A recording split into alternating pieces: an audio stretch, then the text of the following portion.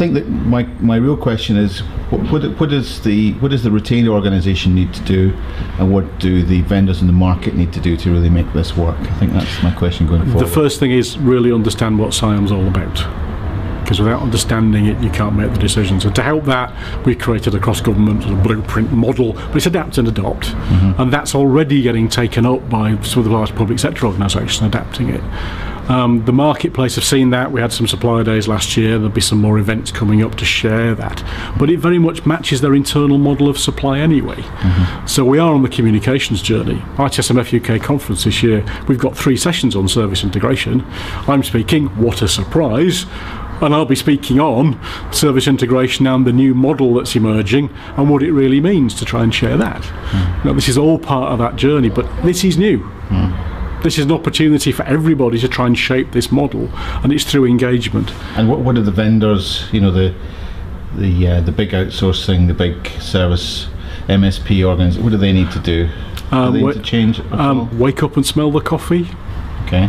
The feedback we've been hearing from the large traditional SI, is the phrase they used to have, where they did everything, is, well, how can particularly public sector, how can you do this yourself? How can you take this on board and do it yourself? And the answer is, we are, because quite a few have been for ages.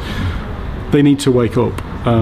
The days of the 10-year massive deal haven't gone, but there aren't as many of them around. And the direction of travel has to be for the benefit of everybody, to reduce the costs, to increase the value. But the key is the flexibility. We have to be flexible in these approaches, because, as mentioned, the technology is changing, everything's changing around us. And there are suppliers willing to play. There are suppliers, emerging ones, who understand the needs to do this. And to be fair to some of the larger organisations, the traditional ones, some of them are actually are coming on board with this as well. Okay.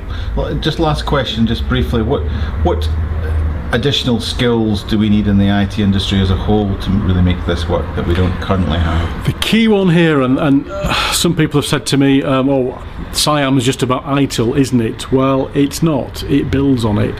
And although the skills are mentioned in our Bible of knowledge, ITIL, it's not even supplier management, it's relationship management.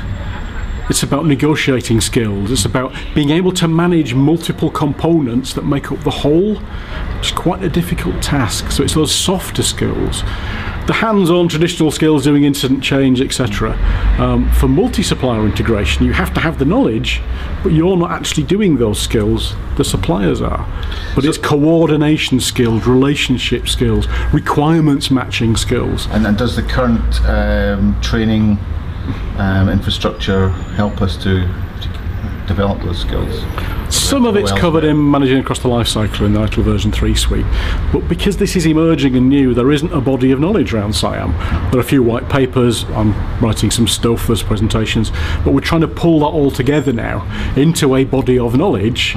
But once we've got the body of knowledge, then it will shape and form what the best practice is, and then we'll get some training around it. But at the moment it is reach out to your peers, which we are doing effectively across government. We're talking with each other across department, sharing experiences, learning that way. But it is new, you know, it's emergent, and so there isn't really formal training courses. But actually formal training courses will probably stifle it as well. We don't want to get in that position from our perspective. We don't want another massive framework. No. Okay, thanks Kevin, as ever, fascinating stuff. Cheers. Thank you.